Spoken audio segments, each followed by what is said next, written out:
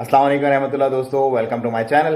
अच्छा जी, supreme committee का अभी अभी एक एलामिया जारी हुआ है और उसमें ये इंदिया दिया गया है कि अब जो कंप्लीट वाला लॉकडाउन था, मुकम्मल लॉकडाउन, वो 4 दिन तक रहेगा। पहले था 3 दिन का इंदिया दिया गया था, अब चौथे दिन भी ईद का उसके अंदर इंक्लूड कर दिया गया है।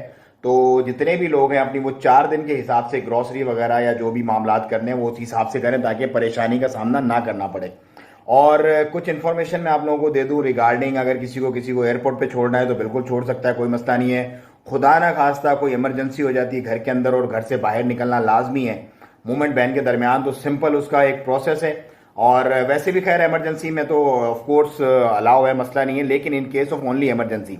लेकिन बेहतर ये है कि आप जो हेल्पलाइन नंबर है उस पर पहले कॉल करें, इंटीमेट करें और उन्हें बता दें कि भाई ये हमें इमरजेंसी है और हम इस इमरजेंसी की वजह से घर से निकलना चाहते हैं। तो आपकी गाड़ी का नंबर जो है वो दे दिया जाएगा और आपको फिर कोई रोकेगा नहीं और कोई मतलब आपसे परेशानी वगैरह का सामना नहीं करना पड़ेगा। ऐसा ना हो कि बंदा तड़प रहा हो, मेडिकल इमरजेंसी और आप बोलेंगे यार लॉकडाउन है बस बाहर ही नहीं निकलना, तो वो एक परेशानी होगी।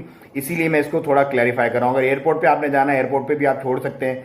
टिकट पासपोर्ट प्रॉपर होना चाहिए आपके पास और एक बंदा, सिर्फ एक बंदा आपके साथ, जो ड्राइवर हो वो आपके साथ हो और वो आपको छोड़ के आ सकता है, कोई प्रॉब्लम नहीं है। आप उसको टिकट की कॉपी दे दें, अगर कोई रोकता है पूछता है तो उसको बता दें कि एयरपोर्ट जा रहे हैं। हॉस्पिटल्स, फार्मेसीज और फ्यूल स्टेशंस और फ्यूल स्टेशन पे जो टायर शॉप्स वगैरह हैं, ये कुछ चीज़ें जो हैं वो खुली रहेंगी ड्यूरिंग लॉकडाउन भी। और इनसे अगर जो बाहर मतलब जो लोग ऑलरेडी जिनको अलाव है, जैसे कि 3 टन से बड़ी गाड़ियाँ और इसी तरह जो कॉन्ट्रैक्टर हैं गवर्नमेंट के जो हॉस्पिटल्स वगैरह में प्रोवाइड करते हैं अपनी फैसिलिटीज़, इस तरह जो शिफ्ट स्टाफ है फैक्ट्रीज और अपना बैंक्स वगैरह का मैंने देखा था, वो तो ऐसे लोगों को अलाउ है, बिल्कुल वो लोग अपने काम काज जारी रख सकते हैं। लेकिन उनकी जो कंसर्न कंपनीज हैं वो उनको इंटीमेट कर देंगी कि क्या रूल्स रेगुलेशन और प्रोसीजर्स उनको फॉलो करने हैं।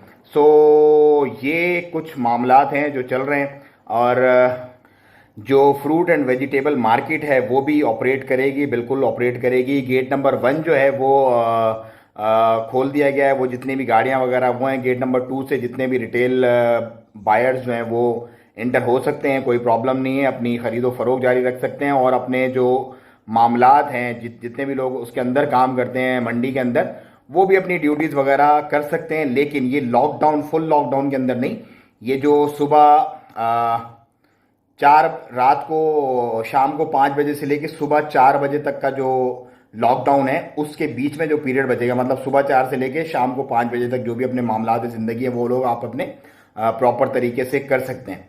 सो ये थी कुछ आज की अपडेट्स। बस मैं एक आपसे रिक्वेस्ट करूंगा कि बारिशें बहुत ज़्यादा हैं तो थोड़ा सा आप अभी रहेंगी भी, आगे 1-2 दिन और मजीद इसकी फोरकास्ट है, स्पेशली जो नशेबी इलाकों में लोग रहते हैं। सो वो अपना बहुत ज़्यादा ख्याल रखें, एंजॉयमेंट भी करें, लेकिन ख्याल ज़रूरी है। मुझे दें इजाज़त, दुआओं में याद रखें अपना और अपनों का बहुत ख्याल रखिएगा। अस्सलाम वालेकुम रहमतुल्लाह।